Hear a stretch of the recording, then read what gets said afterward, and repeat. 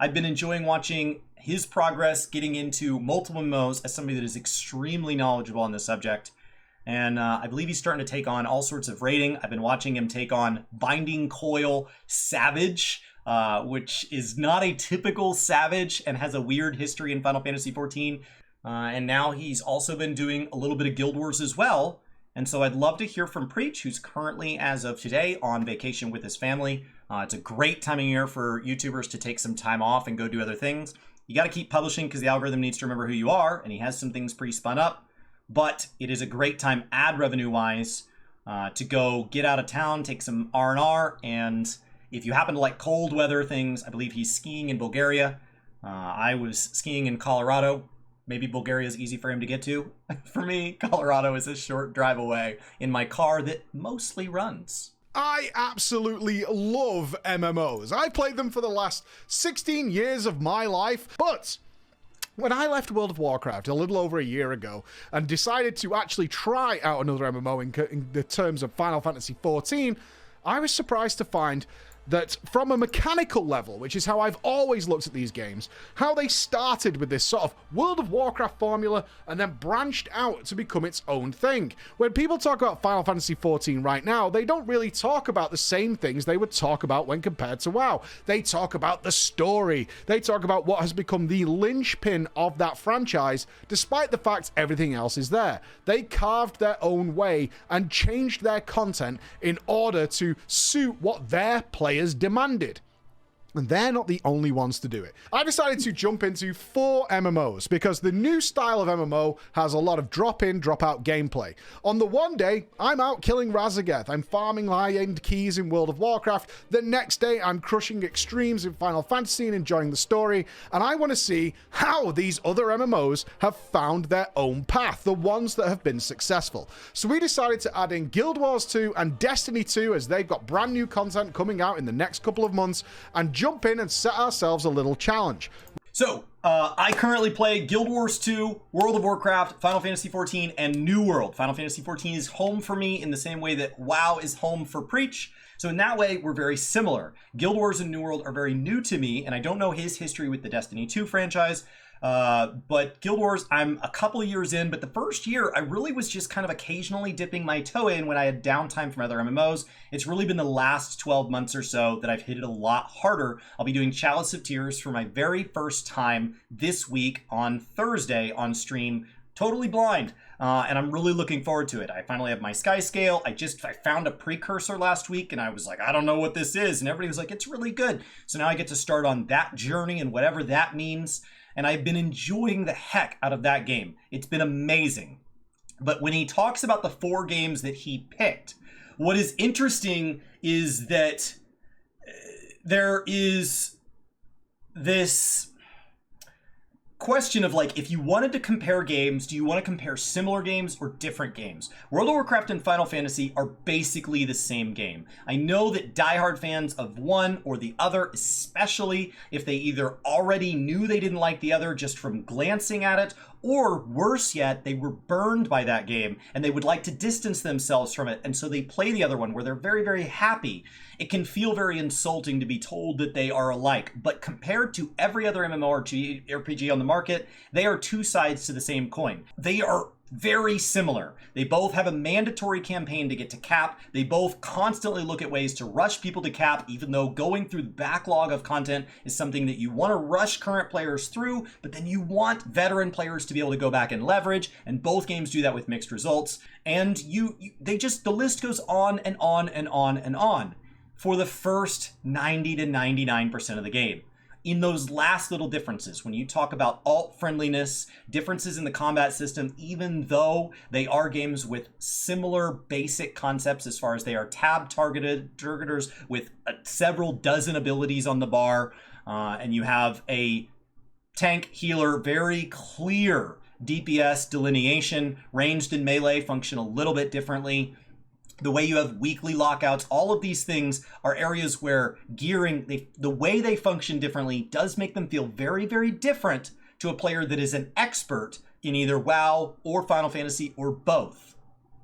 But compared to somebody that is familiar with different MMOs or has never played an MMO or knows that they don't like MMOs as a whole because they like MOBAs or they like battle royales or they like racing games or simulation games or whatever, it is very easy to take the exact reasons that maybe WoW or Final Fantasy does not appeal to them and write off the entire genre. So as he picks up 2 other games, I think it's incredibly interesting that the 2 that he's picked to throw in the ring are Destiny 2, which throws looter shooters into the ring. Destiny is incredibly interesting in that it takes on traditional MMO elements, but it does so within a shooter, which means there is a very, very high degree of mechanical skill that determines outcome. If you are not shooting on target, you do nothing, as opposed to WoW and Final Fantasy have historically been determined by things like, but not limited to, hit rating, where you cast it at that, and then the game decides if your fireball hits.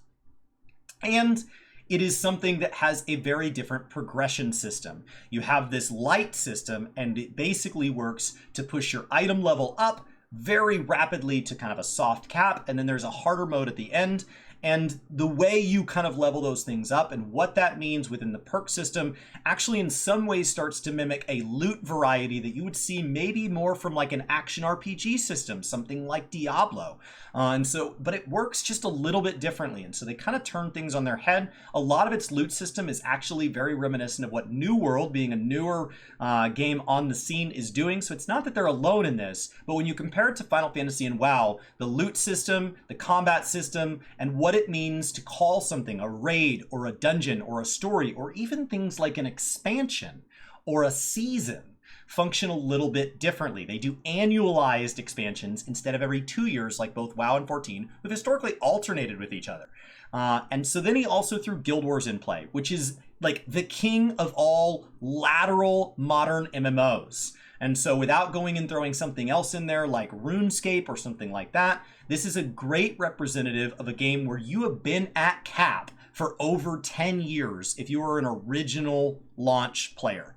And so there is all this weird stuff that happens. So then you have to start asking, well, what does that mean a raid is? What is a dungeon? What is the fractal system? Which the fractal system and the Mythic Plus system seem to, when you go look at the timeline of when one released, there does seem to be some inspiration there, but it's not as simple as like, oh, well, this one just ripped it. They do work differently. And so I think it's really interesting that he picked those because you take WoW and 14, which are both kind of 2 of the big boys in the room, and they are doing a lot of the same things. And then you take 2 that are a great representative of the variety within the MMORPG space. From there, you could start to look at things that are drastically different, even more action RPG, jump into something like maybe Lost Ark. You could jump into some of the older stuff like old school RuneScape. You could start to go and invest in the variety that is this space. The question is, well, how many could he reasonably get to? I know Josh Strive Hayes gets to an awful lot of MMOs. The question is, how far into the MMO can he get? As opposed to Preach seems to have a very clear goal of, let's go ahead and get to that end game. Let's go taste some of that end game, which does require that initial buy-in. And the initial buy-in, not just cash-wise, but even if it's free, like Guild Wars, and gets you all the way to rating for free, and not that much expense after that, it's still a lot of hours to take somebody who doesn't know Guild Wars and get all the way up to the maturity where they can understand and succeed within the raid system. When Guild Wars 2 launched, I had that fear. I didn't want to touch it. My wife actually bought it and played it for a few weeks and said she really enjoyed it, but I looked at it like the devil. I didn't want to commit my time to a new MMO, especially one that just kind of looked like WoW. And that's what I saw with a lot of MMOs that were trying to take a piece of World of Warcraft's pie. They were all a little different graphically, had a little twist on the story, maybe they were using a different intellectual property, but when you look at the gameplay, it kind of just looked like WoW. And I was like, if I want to play a new MMO, it's got to be something completely different, like my original MMO Neocron, which was much more FPS and third-person swing target focus. That was really fun and a totally different experience, and that's something I was looking for. But okay, so when you look at it, maybe at a glance, when he's watching over Emma's shoulder or something like that, he's watching a friend, he's watching a Twitch stream, he's watching a YouTube video or a presentation from them, because they basically do Final Fantasy live letters. They don't call them that, but it's effectively the same thing. They're community streams. When you look at these various things, what is different right off the glance? Ignore graphics, because the art styles are going to vary game to game to game. I would say the action bar is your biggest indicator. After that, watch anybody in open world content and look at the way the mounts feel. As somebody that is currently in Dragonflight, you might go, oh my gosh, there's like a currency to manage and the mount moves differently. But if you watch them long enough, you'll notice that every mount that they hop on functions a little bit differently. And so I would say the mounts in that are the first things that at a glance tell me this is not World of Warcraft. If you're just watching somebody raid, if you're just watching somebody do fractals, at a glance, nobody's explaining anything to you. I do agree that a lot of it otherwise is going to look very, very similar to World of Warcraft, just like every other MMORPG on the market. But those are going to be the things that immediately at a glance from the UI tell me something's not quite right here. Now, I'm feeling a little bit more free to try these out. Into Guild Wars 2 I went, completely blind. I know nothing about Guild Wars 2. I didn't know what the names of the classes were. I had no idea how anything worked. All I know is that this game has done very, very well, still has a ridiculously high amount of players into it, and does things a little different. I remember when Guild Wars 1 came out, and their big tagline was a couple of things. No Holy Trinity. The classic style of tank, healer, and DPS will not exist in our game. Okay, well, how does that work? I need to find out. They also went with the idea that you buy the game and then there's no sub fee. Buy the game and it will keep going. They do have a microtransaction shop. I have no idea what's in it. And I knew a couple of things from research and conversations that I've had before, such as dungeons have been removed. They're still there for the base game, but they stopped doing dungeons. Instead, they carved a different path that suited their playstyle, their players, in the name of something called fractals. I'm looking forward to finding out what they are. As it stands right now, I don't know. Guild Wars releases those in what's called living seasons, which are distributed free to the current players. And if you were to buy into them now, you buy them worst case a la carte at $2 a piece, though there's bundles and things to drop them way lower. And just like WoW, they can add new zones and all these new things. But with each expansion, of which there has been Heart of Thorns, Path of Fire, and End of Dragons, which is just over a year old as the final one, each of those adds a new specialization to every class simultaneously. So rather than add new professions, new classes every expansion, which they do not do, instead what you would do is you would add a new build. Basically, everything was added with what is its core spec, and if you try the game for free, that is all you will have access to. Each expansion you buy, Path of Fire and Heart of Thorns typically being a bundle, and End of Dragons being its own thing, adds a new way to play to every single class in the game, which means every time they add an expansion, they add historically up to this point 9 new ways to play. So it goes up very, very, very quickly. And so that feels really special in that I was playing the game before End of Dragons launched, and I got a brand new way to play on my warrior. I didn't have to go create a new class. There was no evoker or anything like that. No new starting zone. There was something that was themed for the new expansion for me. Now the question becomes, how the heck do they monetize all this? First of all, historically, the number of expansions that launch, when they launch, how many living seasons we get, when we get them, is all over the place. It is something they'd like to address moving forward by being more transparent with the community and more consistent in the amount and the pace at which they release content. That is very similar to the message that World of Warcraft has sent out, and it is very similar to the message that Final Fantasy has held true since Naoki Yoshida took over towards the end of 1.0. He phased out 1.0, shut the servers offline for, I believe, 279 days, and has held that message as a tried and true thing since A Realm Reborn, and the game has only gotten more consistent as it went. So consistency seems to be the name of the game in the MMORPG space, so I would expect both of those from Guild Wars and World of Warcraft moving forward. So how do they make money off of this? Well, moving forward, it looks like they are going to be doing expansions. They'd like to then have living seasons. They'd like those living seasons to be included for free. It looks like they're going to handle that the way they've now done their new Living Season 1 being reintroduced into the game, in the same way that if you took like classic WoW Kalimdor zones and brought them back through Chromie time or something like that, if you just imported them into retail, it would be like reintroducing that. Very cool, and that's made free to all players. Kind of their pre-Cataclysm stuff came in, and so with that, with living seasons are free and expansions are really not that expensive, They make money off of microtransactions. Their microtransactions are very, very, very optional. Of course, there's a ton of cosmetics available for purchase, but they also sell utility items. Utility items can be things like expanding the amount of inventory beyond the base amount, expanding the amount of bank space beyond the base amount, or doing things like grabbing gathering tools that never have durability. And so these little odds and ends that make your life a little more convenient. What that ultimately means is you're going to, if you stick around, want to support the game financially. And when you say it like that, it sounds very, very reasonable. But what is that going to feel like if you are used to Final Fantasy XIV or World of Warcraft, who has been taking money out of your bank account at a standard rate every month, with or without you caring? You pressed renew, so renew it goes.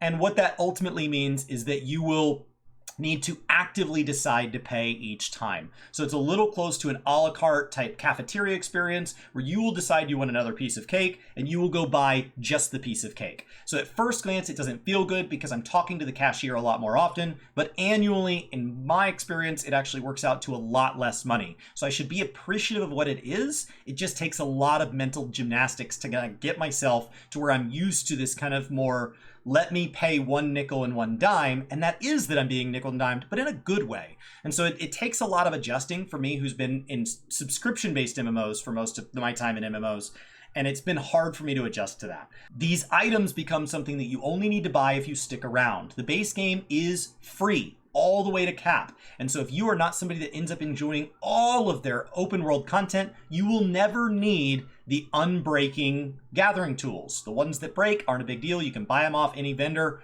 It's not hard to replace them. So unless you're doing a lot of gathering, it really doesn't matter. So you could just avoid that microtransaction unless that is something you're doing, in which case you would be directly supporting the content you're taking part in. If you're somebody that's in PvP, because there is a large variety of builds, you may want more build save slots. And they work just like WoWs, where you could import and save them off of like a Google Sheet with a hashtag and all that, but it would be nicer to have tabs so you could toggle between them very rapidly. And if you wanted to do that, you might want to buy some additional build slots for PvP, but only if you PvP a lot. If you are somebody that likes to go out and do lots of meta events and your inventory clogs, you might want to buy some additional inventory slots above and beyond what is there, or some additional bank slots above and beyond what is there. Or if you're somebody who has a lot of alts, there are shared inventory slots at the top of your inventory pane, and you might want to buy some of those, but only for people that have a lot of alts. Otherwise, those really aren't something you need. And each of the things I name regularly go on sale or included or in bundles. So if you know that there is a piece of content that you've been doing multiple hours a week and you're loving it, then that is the piece of content that you're going to want to kind of microtransact your way to a better experience. The base experience is more than good enough to determine if that type of content is something you enjoy, but you need to find a way to kind of get through, I have to pay for that. Keeping in mind that in World of Warcraft, if you stop paying, you lose access to your entire account. Now, both games' premium currencies are something you can purchase with in-game currency, and in both cases, doing in-game events to pay for what you want is less than a minimum wage job. If that's something you enjoy and that's something that you get a lot of satisfaction out of, or it makes your budget make more sense, that's great. But in both cases, that is something that people always bring up as, well, but I farmed mine, and I leave that off the table because, like, I worked hard for my in-game currency, and I don't want to spend more real-world currency, so I don't end up muddling those lines personally, so I'm not the best advocate for how that feels, because the token systems don't really appeal to me. But EVE Online, Guild Wars, World of Warcraft, they all work roughly similarly. Guild Wars does give some to you every time you get to various achievement breakpoints. So when you get to like 5,000 career achievement points, it'll give you a small chunk. So I've actually found the nice thing is that if there's only a handful of things that I want from the premium store, I could also just earn my way to the game giving those to me as a reward, because it gives me 400 things. Or if I buy the next expansion as a collector's edition, it comes with some kind of bundled in. And that helps me get over the fact that because it's not a sub fee, I don't like that a la carte feeling. I don't like the waiter keep coming by, and every time they refill my Coke, they collect a quarter from me. Even though that's less than I would pay for the bottomless soda, I don't like that idea that every time they come by, I have to hand them more money. That's on me, and it's just an adjustment between the ecosystems. I wish I had known how much my character will appear up close and personal in cutscenes, but overall was really happy with this. I really liked that you could customize the color of your armor from the get-go. That gave you some idea of what was going to come later in terms of dyeing your armor and doing all those kinds of things, but also just allowed you to have a really comfortable looking character that is very important to many players from the outset. So I was really hoping that would go on. Next, I had to choose a class. As I was browsing through them, I was like, I know in the back of my mind that games that haven't updated this tooltip for a while are sometimes very out of date. And you read them and it's like, if you know about the game and you've played it for a while, you know that tooltip doesn't quite reflect how that character actually plays. But as I'm going in blind, and when I say blind, I'm not even going to be looking at my live stream chat while playing this. Now, I want to be clear on something. That's not how I would play this game normally, and nor is it how you guys would probably play the game. Now, the reason I'm doing that is I want to know how this game presents its information. So I'm going to give them the feedback that they probably want, which is, how does this game present itself to a person just picking up this game for the first time in terms of how they present their information? All right, so we went over two big things there. The first is your character appearance. This game is a story-based game if you want it to be. It has a huge and massive story that takes you through each expansion and living season in order. You could do it in whatever order you want, and there's all sorts of things to go back and replay that story for various achievements. There are multiple times in the story that you get to choose between 1, 2, or even 3 doors going left, right, or middle, and that briefly affects how the story plays out. But it might be that I have an ally that's going to go take over the tower, and I have another ally that's going to sneak under the castle, and I'm going to choose to push my way across the river. If I instead chose to go into the castle, that ally would instead go into the river. All three things will still be done for our total battle plan. We will meet on the other end, and there will be the big player scenario that takes us through the big fight. And so there are brief little moments that make you feel like you have a little agency. They interact with your race and your class a little bit different at varying times, and you are going to see yourself not only in cutscenes during all of this. Not only are you going to be way more featured, at least on the degree of Final Fantasy XIV, but your character is voiced. And so if you are somebody that identifies more with a voice actor or something like that, I always pick male or female in games based on which one I think looks cooler. So I have a huge mix of male and female characters. And now when I play Guild Wars, when I hear the female Sylvari voice, that's what I'm like, oh, I'm talking, even though it sounds nothing like my voice, and I didn't know that. And so if that is something that is important to you, it would have been good to know in advance. The game is voiced so much that when I stream the game, I actually have to turn dialogue off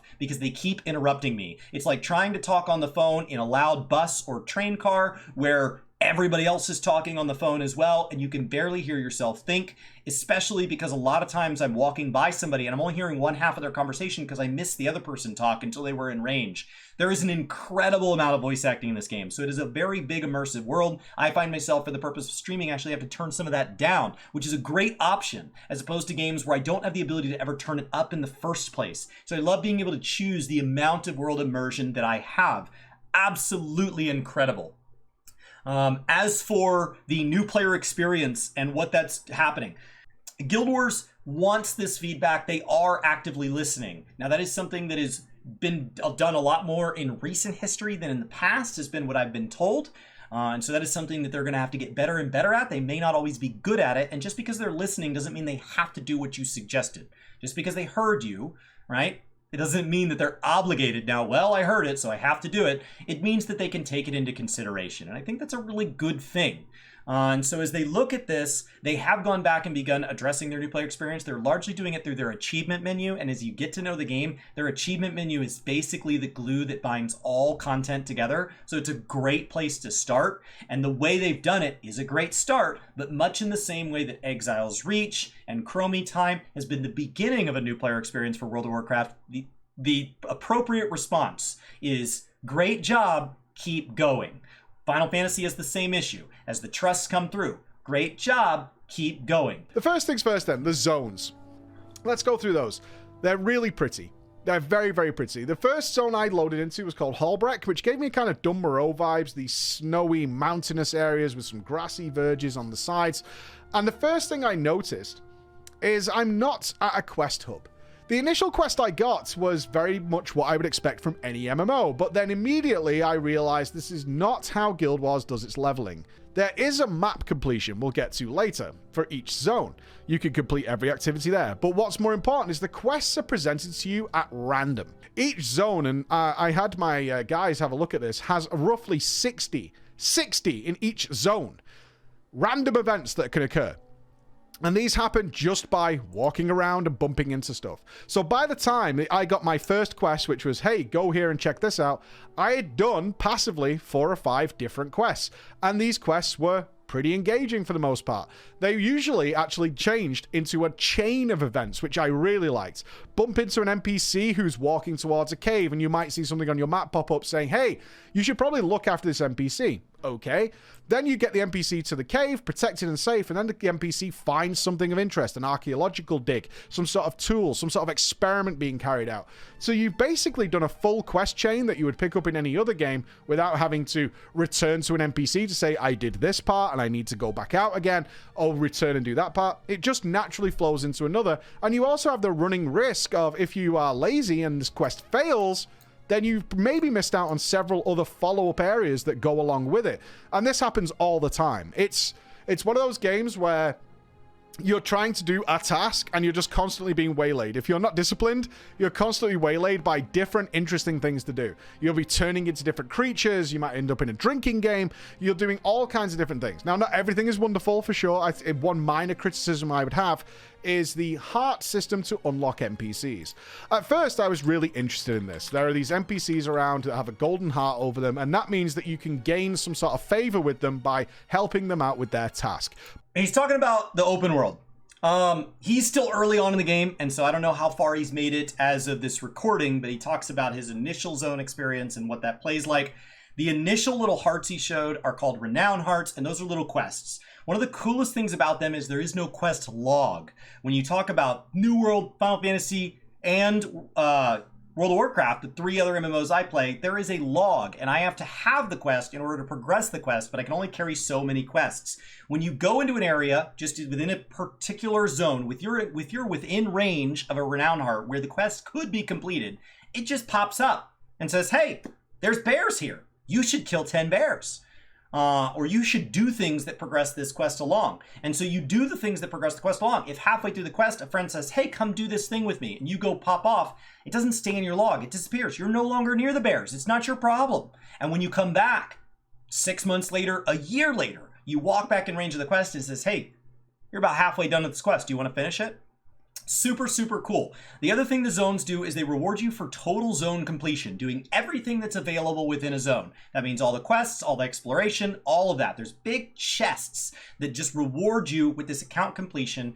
And as you move into later expansions, they move further and further away from Renown Hearts. Modern zones only have like 3 Renown Hearts. It's not very many compared to the early zones. But they lean more and more on this dynamic quest system that he's describing. These come in a variety of scales, from I'm just going to escort this guy, but it's not like I have to slash beckon him to me. He's walking, and if he comes across that band of pirates and no players are there to help him, he will get owned, and that is it.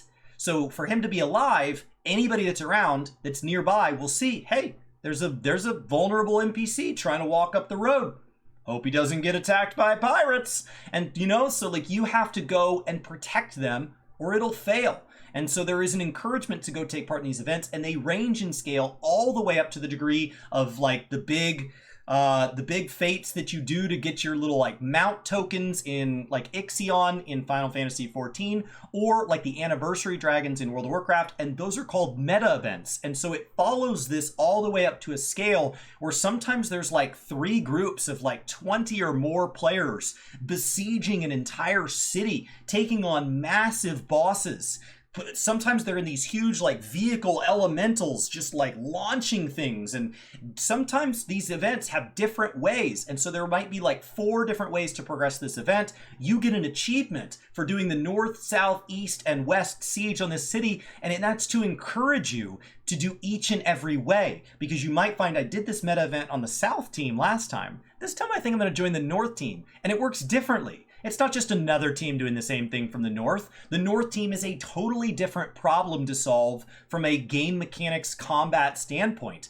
To become the big elemental on one side might require that I'm the fastest up a jump puzzle. On a different side, it might require that I donate zone resources to somebody. There's all these different ways to make it just feel a little bit different. And because everything is kept lateral, they can invest a ton of resources into the quality of meta events, because a meta event that is 2 or 4 or 8 years old is still being done today. And that is something that World of Warcraft and Final Fantasy really struggle with. What happens when people are 10 or 20 or 40 levels higher and don't need any loot that drops from that? There is no reason to go to Pandaria and do the Shah outside of that mount. That's it. That's why people go there. They go there once a week to kill the Shah. They're way over leveled. It dies in 5 seconds. What a huge loss. And so there is something really neat about the dynamic system and the way that integrates with the fact that this is a lateral game that makes this really, really exciting. So I was really curious about this in the first few hours of playing the game. Ultimately, I stopped checking these guys completely because every time I did, they basically sold trash. Like a bit of food, some scraps of something, nothing that I consider personally worthwhile. Although it was nice to find out that experience bonuses do stack, and I have a fondness for that. So I'd like everybody to note that Preach just said that Renown Hearts are something that if you complete the Renown Heart, it turns that person into a vendor. And that vendor just sells trash. And there would never be a reason that he has any interest in that. And that is because down the road, he might find himself on some of the bigger grinds, and you might find out that some of those rare little trash items might be a particular kind of meat that has to be fed to a dragon or something like that. There are a lot of little rabbit holes. There are a lot. It is an entire game of being distracted. It is a loot pinata as a video game. Your inventory will always be jammed. Every item might be valuable. You never know what is what. And you might find yourself in zones that you thought you were long done with for part of a grind that is going to move your total account progress in a direction that you want to take it. And so him kind of saying like, it's all trash is something that, like, the number of times people have quoted me back to myself or clipped me back to myself because I say that I'm not going to need something, and then 10 minutes later, 2 hours later, 2 weeks later, I'm like, so where would I get this? And they're like, where is it? Where is it? And so there is some of these vendors might become valuable at some point. Some of these vendors might become something you need at some point. Yes, a lot of it's trash. A lot of MMO items are trash. But even the trash has some weird sort of value. The collection system, all of that, everything in Guild Wars at some point. When in doubt, assume it is part of, at a minimum, one achievement. It is likely part of many achievements. What you find is a much more full world. Rather than quest hubs where you're going backwards and forwards all the time, you have a much more full world because people are being kept in these areas naturally and through choice. So how do you leverage backwards content? When he talks about kind of people coming back, be for points of interest or vistas, I have 100% map completion in all of Tyria. And yet, there is a chance that I would come across somebody like Preach that is new in the game and pushing through a zone. Why would I be there?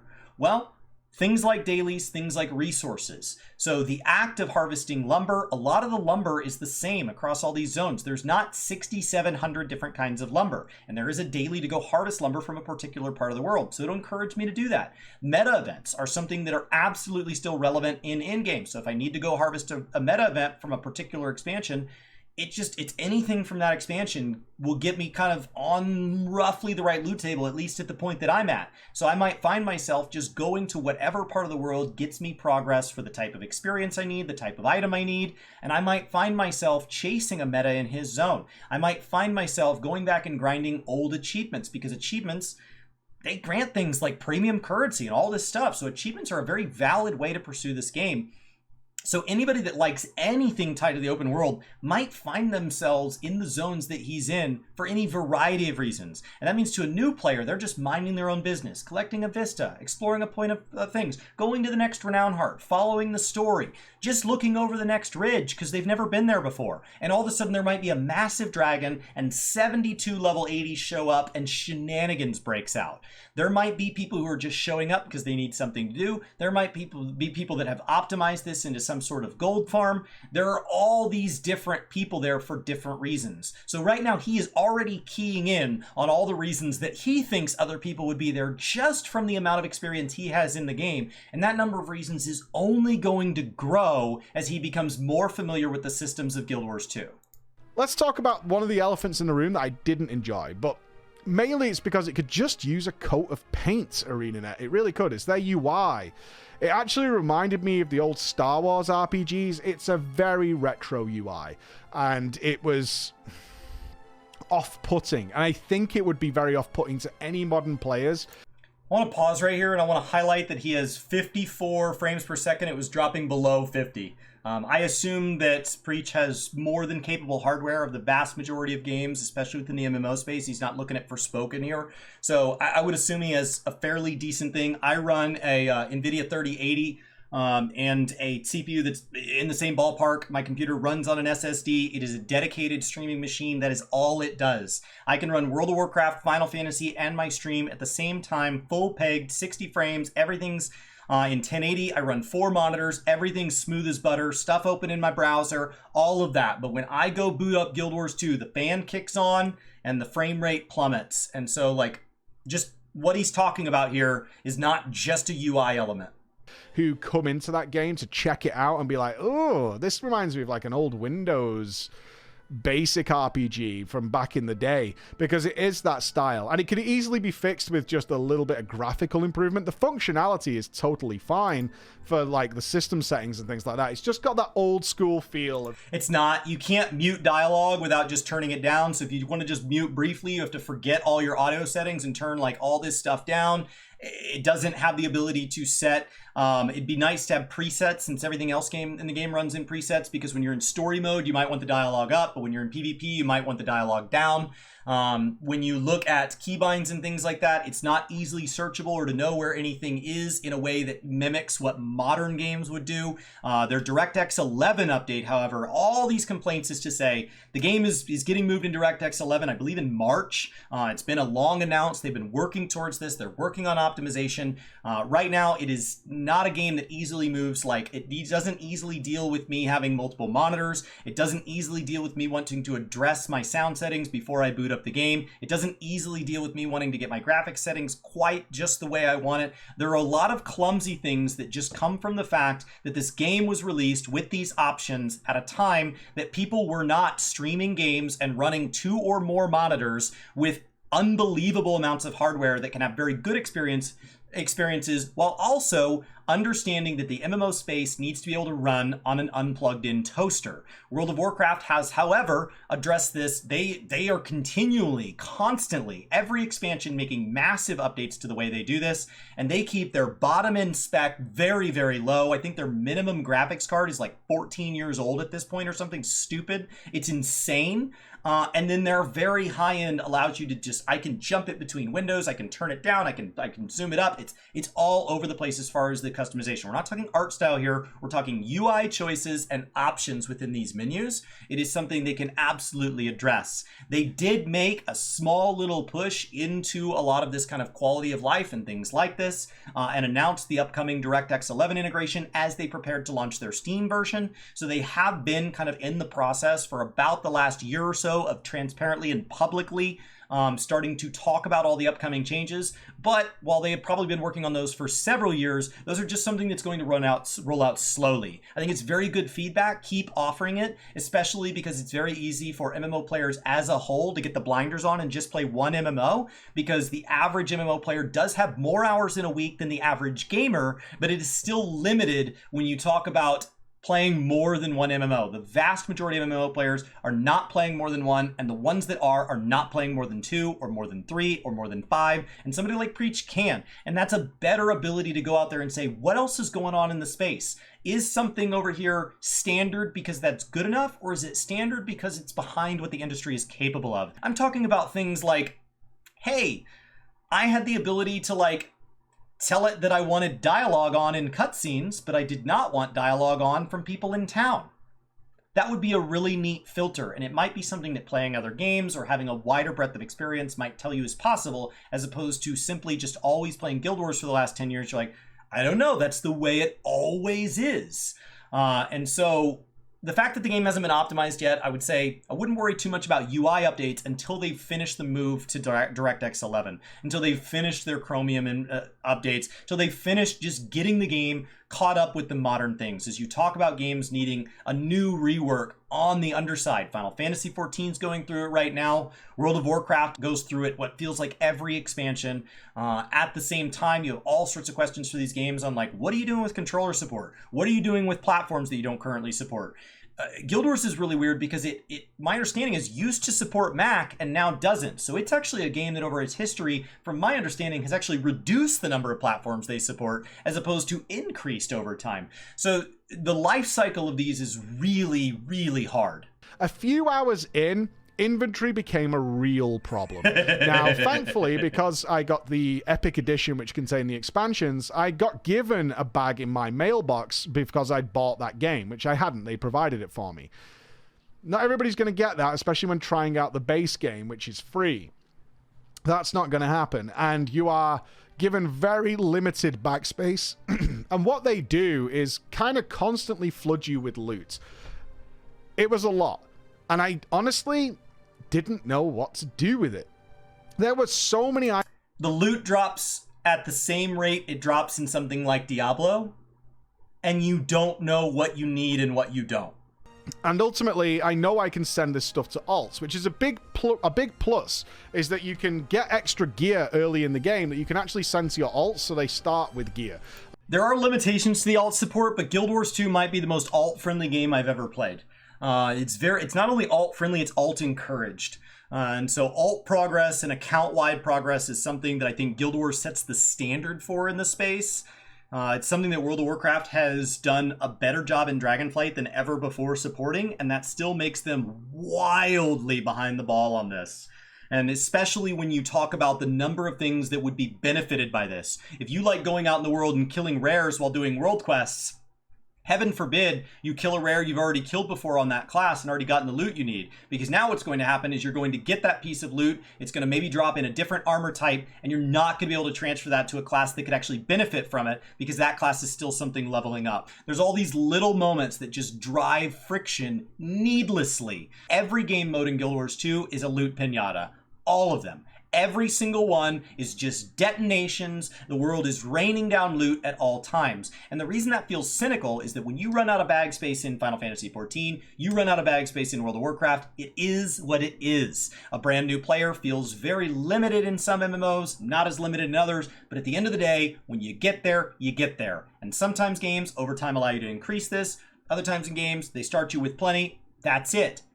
Guild Wars, on the other hand, for the fact that they present the game as entirely free to get started, does have to make money somehow. And so these optional microtransactions that, in my opinion, really only have to be engaged in after you've decided you like their game. What I will say they do very well is they have a material storage, which can store by a base account up to 250 of basically every crafting item in the game. It's something that we are starting to see World of Warcraft try to integrate. It's something that Final Fantasy is really not capable of integrating. And it's something that once you play a little bit of New World, having the access to all the different town sheds kind of mimics for you, is that you can keep everything all the time.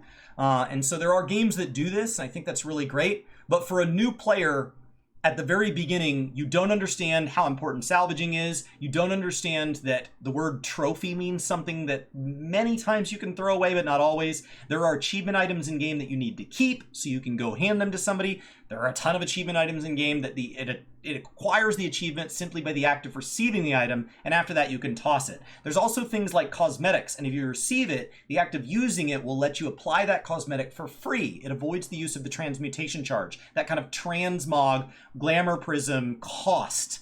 And so it keeps it there as an item. But if you don't want it, as soon as you unlock the skin from it, you could toss it, and it's effectively a transmutation charge. It's no big deal. How do I know when I can toss it? If I toss it too soon, did I get the skin? And so it's really nerve-wracking to go, did I delete something that I shouldn't have? The number of times I've deleted something, salvaged something, claimed something, as chat with chat delay says into Twitch, no. Sorry. It's done. I didn't know. And there, you can type in /wiki, pull up a browser, you can Google every item, but when you're getting 100 items an hour, if I have to Google all 100 items to know which ones I can keep and which ones I can't, as a new player, Preach is absolutely right. It's incredibly overwhelming. It feels like you're spending the first 48 minutes of every hour deciding how to empty your inventory, and you're only getting to spend the last 12 playing. It's just always going to be a point of friction, and what you can do is try to make it as easy to deal with as possible. Encourage people to get into salvaging, encourage people to get into this, but I don't really know how you deal with it. It's just something to be aware of, that if you hop into the game as a new player, or if you invite a friend into the game as a new player, just remember that the inventory is not just a running joke for veteran players. It is something that's incredibly overwhelming to new players. On top of that, I have no idea what to do with trophies. My bags are full of trophies, and I don't know what they're for. I can't sell them. I can't salvage them for the most part. I don't know what to do with them, and it's really bugging the hell out of me. I'll figure it out, but... What do you do with trophies? Trophies are most often basically quest progression. As you're out in the world, let's say you're helping a farmer fend off bears. So you got to kill bears, and every bear progresses your quest completion. Each bear's 5% of quest completion. So that causes you, if you kill 20 bears, you're done with the quest. No big deal. I round them up 2 or 3 at a time, melt them down. My character's a warrior with 2 axes, spin to win, down it goes. Super great. Every once in a while, a bear might drop an item. Might be a bear pelt or something like that. The farmer says, oh my gosh, I love bear pelts. I could totally use those to make blankets to go through the winter. That'd be great. For every bear pelt, they are also happy to give you a little bit of quest progression. Now, because their quests also become their dailies, very similar to World of Warcraft, you might want to hold on to the bear pelts because you'll be able to turn those in later. So the game does not dispose of them when you complete the quest, because the game doesn't know. You might want them back. You might want those trophies. In reality, you don't. 9 times out of 10, the trophies are trash. You can go turn them into that vendor and they'll give you a little bit of a little bit of copper, a little bit of gold, a little bit of currency. I think you can do that even when the quest is completed. They'll just take it from you. It just doesn't contribute towards quest completion. But then you got to remember which quest giver gave it to you. You're 2 hours down the road. I got bear pelts, wolf teeth, 2 pieces of broken basket. What do I do with these? I don't know. When in doubt, I delete the hell out of trophies. Just yeet and delete. Nothing you can do with them. I don't know where they come from. He cannot hear us. He cannot hear you. He cannot hear me. He's going in blind. I respect that. But the fact that this is something that you don't learn until you've given up 20 or 30 of your incredibly limited early game inventory slots, he's got a point. Let's talk about the gameplay a little bit. I was pleasantly surprised. This is one of the joys about going into these games blind, because it started off a little ominous. But first of all, the combat was really fast. Surprisingly fast. One thing I didn't know is that my actual skills on my bar came from which weapons I'm holding. And my Revenant can dual wield, which means if I put a mace in my main hand, I get 3 abilities that I use with my mace. And if I put a sword in my offhand, I get 2 abilities I can use with a sword for another 2 skills. If I swap them around, I get different abilities again. If I equip a 2-hander, then I get another set of abilities. So, and then I got the ability to actually weapon switch. So very Lost Ark-y vibes. For those of you who played Lost Ark recently. where I had 5 abilities that were with my main hand offhand, and then I could equip something else in another weapon slot, and then I could swap between them in combat. So I equipped a staff, which gave me some healing abilities to go with it. Along with that, my Revenant actually takes the power of legendary heroes. Because at first I thought, is this MOBA style? Because I only had 5 spells, and then I could see a bar where I would get another 5 or 4. So I was like, do I only get 9 abilities in this game? That feels really low, but perhaps it's a much more casual-based MMO, in which case we just don't need a flood of abilities like we'd find in WoW and FF. And that's not really the case, in fact. What you have is a really, really intricate system of being able to, at least on my Revenant, of swapping weapons, which gives me access to 10 abilities alone. And then I could swap my legendary hero on the fly as well, and gave 5 abilities with 1 and each. And I could swap them both independently in combat. So I can have my standard weapons with any of my legendary heroes. I could change my weapon and still have legendary heroes, giving me 20 abilities that I could swap between on the fly. Now, which that meant I got hero points, which are talent points, essentially. This made me a little concerned because so far I haven't found a way to respec. So I assume that's somewhere in the game, but I don't know where it is. But at the moment, I'm basically going with my gut instinct, similar to our blind Path of Exile playthrough. There's no way to respec. You don't need to. Like, you're going to have the ability to get everything. There's actually way more hero points in the game than you need, which means when they add new builds with a new expansion, you actually already have enough hero points banked to buy everything on day one, as well as they've given you a live preview in game to try it. So you already know how to play it. So you not only know how to play it, but you get everything unlocked day one. So very, very, very, very rapidly. There's also ways to feed hero points to alts, kind of. So it's something that, like, early on, these choices make a difference, but it kind of feels like New World. Like, if you try to stay with just, there's 2 trees to each weapon, and there's 20 points in each, and the max level for a weapon is 20. And so if you just want to stay on one side of one weapon, you're eventually going to have them all. The only thing that's affected is what order you get them in. And so a lot of these, you're going to have a lot of choices here. That's what determines what goes on your right side 5. And those are basically themed. So there's like a heal button and all that. So you kind of have your 5 different themes, and you just grab what you want from there. Below there, what he's not seeing is these specializations. And so you will see that there are these different specializations. So he's going to have all these core things that he does. And then there's going to be basically the core ways to, like, improve the way he plays and give him a little more variety, a little more spice. And then as he moves into Heart of Thorns, Path of Fire, and End of Dragons, he's going to get yet again these super builds. And these big elite specializations are going to have a lot more abilities on the bar. They're going to cost 10 hero points. They're going to cost more, but then each hero point out in the world is going to give him 10 hero points. In the end, you're going to end up with all of it. You're going to end up with all of it. None of this is permanent. There's no need to respec. He doesn't seem super worried about it, but I can see how that would make somebody nervous. Well, how this will min-max on our goal to clearing the raid, I have no idea. I'm also a little concerned I'm definitely putting points in which I consider dog shit at the end game. They might... There are some you don't use. And to note, when I say there's a way to bypass this, that way to bypass it is tied to PvP. And so that's so that PvP players don't have to do the open world stuff altogether. So this game is about play the way you want, and playing on that way being incredibly deep. I certainly wasn't bored. Very fast-paced combat. Super surprised. I was expecting something slow and much more ready. Not the case at all. At least with the Revenant, is I found the combat to be not quite World of Warcraft level, but better than FF. And I'm a fan of big combat. I'm a fan of fast-paced combat. One thing I did unlock, though, as I got a little further into the game, was daily quests, like endgame daily quests. I'm going to try and fill these in the next couple of days and see whether or not this, even at this low level, it starts giving me endgame-ish rewards. That would be really curious if that happens, and it might be something you want to do. At least it'll probably give me a lot of XP, and I suppose we should talk a little bit about leveling here, because it's obviously one of the bigger put-offs that people have about starting a new MMO. It's fast. I mean, a couple of cool things. One, leveling seems really easy, and literally everything you do in the game gives you an abundance of XP. There's tons of experience boosters, such as food, consumables that are just lying around that can boost you up. Every few levels, I kind of got a token that was just a reward that allowed me to double my experience for a couple of hours, something along those lines. One thing that's really, really interesting that I did not know about this game is every single thing you do from day one is scaled. You can cap your character in the first zone by running events and stuff. At no point, and this was a little odd, did the game try and push me to go to a different zone. it was completely at my disposal where I wanted to go. If I wanted to spend 10 hours in the first zone, that's fine. I can cap my character there just fine. Everything scales so that I get just as good a rewards for doing that as doing something else. I also found out that on certain events, if you sort of perfect them, it basically doubles the amount of experience you get, and I got an entire level just from doing one event because we happened to do it really, really well.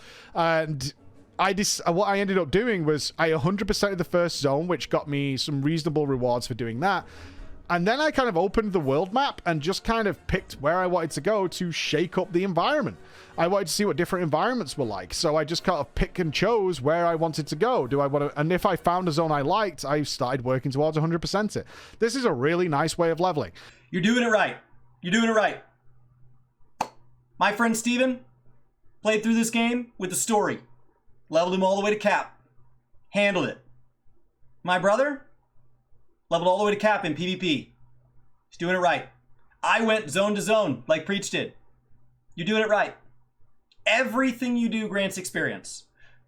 The post-level game system, the dailies, all that stuff's all kind of account-wide because after you hit level 80, there's an account-wide system called Masteries. There's all these other things he's going to learn. However you want to get there. Go nuts.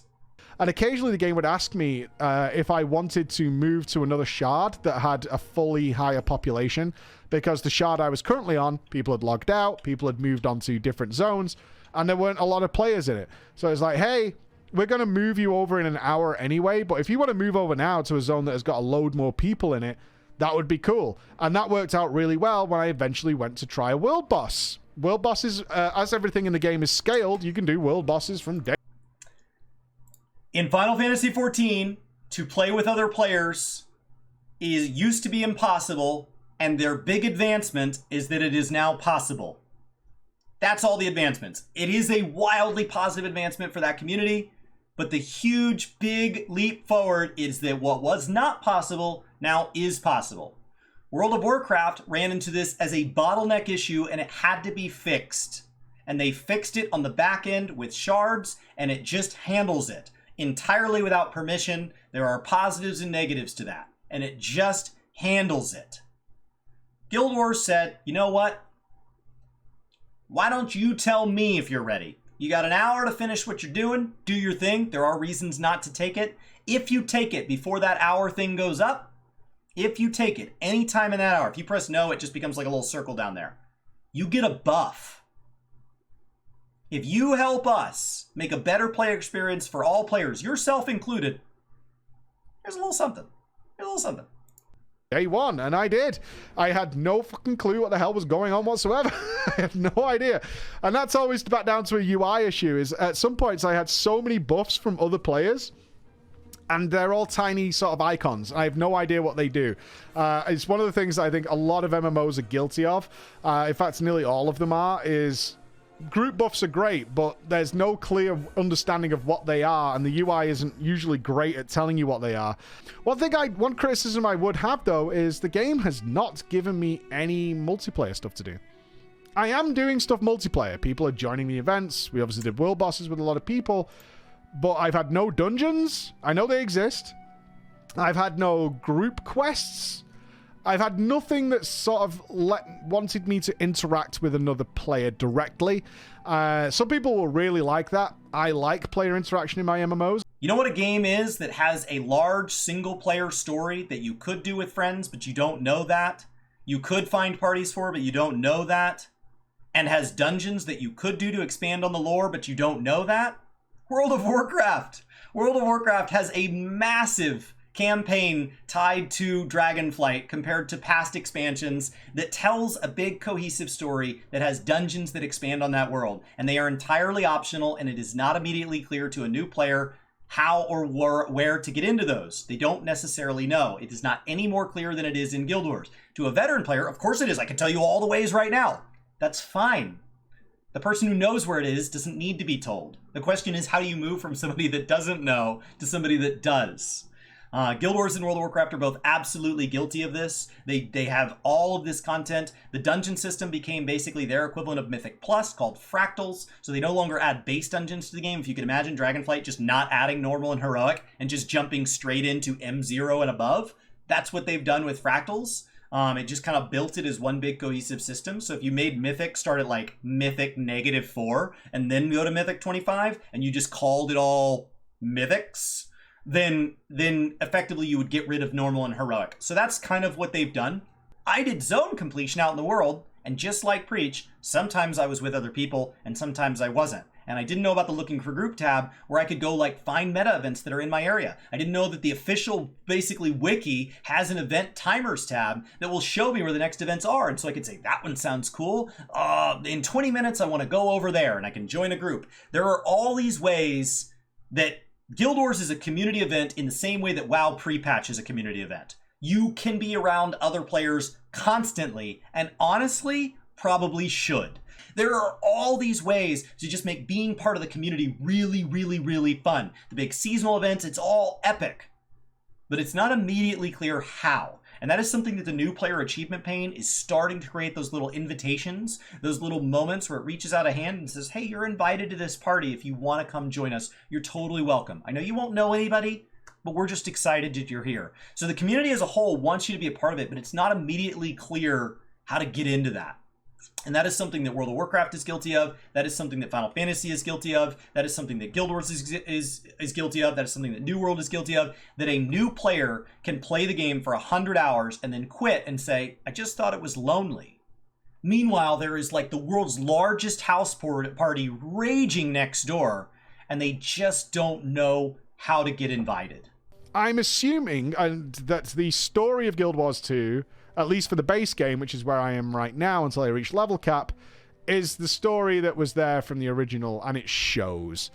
The ending to the base core Tyria story, mechanically, we're not talking lore, we're not talking spoilers, the ending to it, I found mechanically to be one of the most out-of-date, frustrating experiences I've ever had. It does not do justice to canonically what they are telling me. It's incredibly frustrating. That is true of Final Fantasy up until they redid the Praetorium experience. That is true of World of Warcraft if you're like, I'm just going to start playing in vanilla. No, you're not. But I want to get into the lore. I'll start in Durotar. Best of luck. Like, it is really hard for this stuff to age well. What I will say is there are a lot of incredibly talented voice actors involved in the making of Guild Wars 2. Incredibly talented voice actors. There is a lot of brilliant voice acting being done. There are a lot of voices you may recognize from other things because a lot of them are plenty talented, acclaimed voice actors in their own right. Not just talented, and this is the only thing they've worked on. They've worked on other stuff you may recognize. And so there is there. But the budgets, the amount of experience the voice actor had with the character, the amount of experience that the direction team and the audio team had at the time that this content came into being, it is what it is. The fact that New World went back and remade their story and their game is less than 2 years old is crazy because games do not have the time, the budget, or the reason to go back and rebuild lore. It just doesn't happen. He's doing the right thing, giving it an honest shot. He's doing the right thing, knowing that it will get better. That doesn't make it any easier to swallow. It's still not great. I think it's super cool that you're voice acted. I didn't know that I would be voice acted. So, and if you pick a race that you really like the way it looks, you don't necessarily get to choose your voice actor. So like, I like my Sylvari female voice actor, but if I didn't like the work that she did or the way it got implemented in the game or the things that kind of, I don't know, I don't mind her like, I earned that. Like, I like it.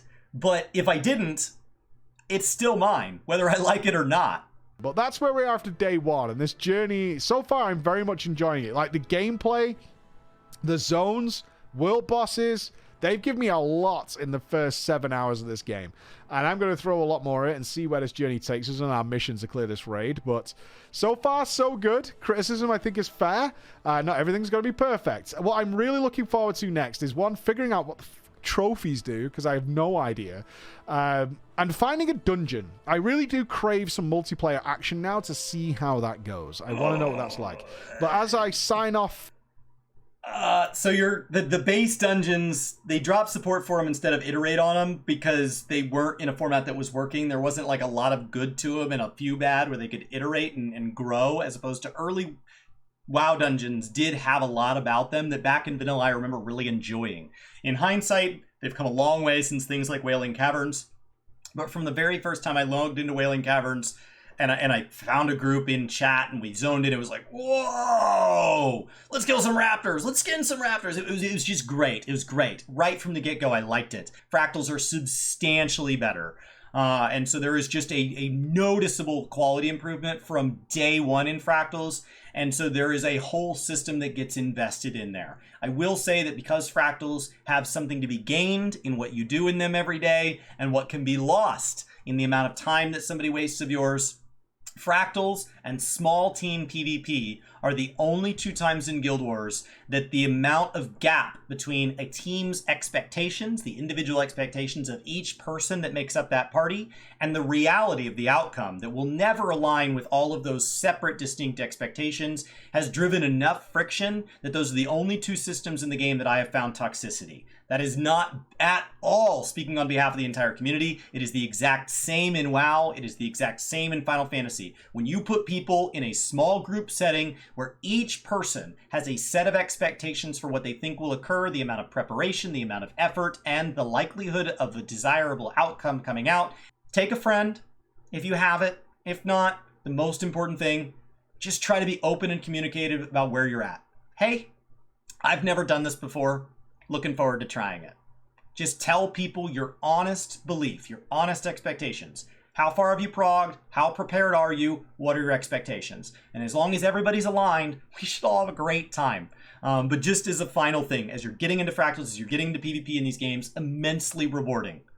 Open and honest communication is the guide to making sure that it also remains immensely rewarding. I just unlocked the LFG system, which means I probably can find a group for something, and that will be my next stop in our Guild Wars 2 adventure. But we have more games to come. We have Destiny 2 is going to be on the menu, but maybe we're going to look at Elder Scrolls as well. We don't want to overburden it too much, but any of your suggestions are always welcome. Thank you so much for watching, guys. I'll see you again. If I could add any game to mine, it would probably be old school RuneScape or Destiny, because at this point, what I'm loving most about playing multiple MMOs, for any of you that do play multiple MMOs or thinking about playing multiple MMOs, and you're wondering whether or not to add a lot, what I found most rewarding about it is the variety of experiences I can get. I don't necessarily want to have the same experience in a different game. I always viewed it as, in the past, there is 100 hours of my favorite content in this game, and if I run out of that 100 hours, I have to play my second favorite and then my third favorite and so on, or I can go to a different game and I can play that exact same thing. Alternatively, I also have viewed it as this game does this thing well, but it doesn't do the second thing well, and I want to do that second thing. So I'll just find a different game that handles the second thing. And so I have this idea where game A is for content A and game B is for content B. And those are really the two ways that I've decided how many games should be in my life and what effort I should be putting into each one. But what I'm loving about MMOs is just the different perspective. It's like going and spending time in another country or another part of wherever you live and learning how people talk different, how people eat different, how they dress different.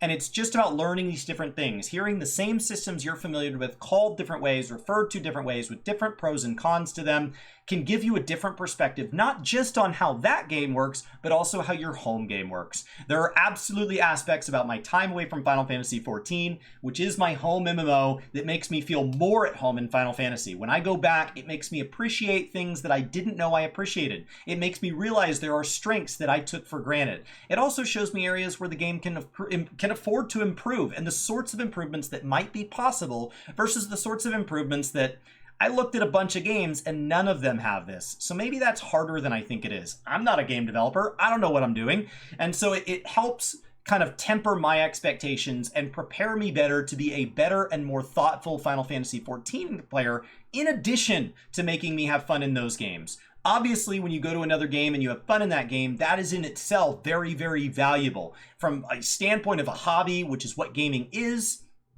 it's rewarding on its own. It's worth it. But what I've learned as I introduce other MMOs into my life is that it has also fed some value back into the place I came from. When I log back into World of Warcraft or Final Fantasy that I have immense years of experience with, I actually look at things a little bit differently as a player that spent some time outside of my comfort zone, spent some time coming from the other perspective. And when somebody comes in from Guild Wars and says, hey, I'm new to Final Fantasy, I'm new to World of Warcraft, can you answer this for me? Not only can I talk in Guild Wars terms now, which is super neat, but I also understand that their points of friction, their points of frustration, and the things that they're blown away by are different than I expected. The things that jumped out at me at World of Warcraft since it was my first big MMO back in 2004, I've taken a lot of those for granted. And so when somebody shows up now and goes, wow, this is so cool. Oh my gosh, I totally forgot. You're right, that is cool. But also, don't you hate this? I don't know. It's always been that way. You're right, we should offer that as feedback. So I just really appreciate the level of perspective and empathy that it gives me as an MMO player. And I do believe that an MMO player that is at least willing to go try other games, especially other games that have free trials and already run on the hardware you have, I think that that is something that if you have the time and the inclination, I do believe it makes you a better, more thoughtful member of whatever community you're a member of, even if you're just over there as a tourist. I think going into another game with an open mind, even if you plan to come back at the next patch or the next expansion to the game you started in, is a good thing and should probably be encouraged, as long as it's something that, like, we're not forcing players to do.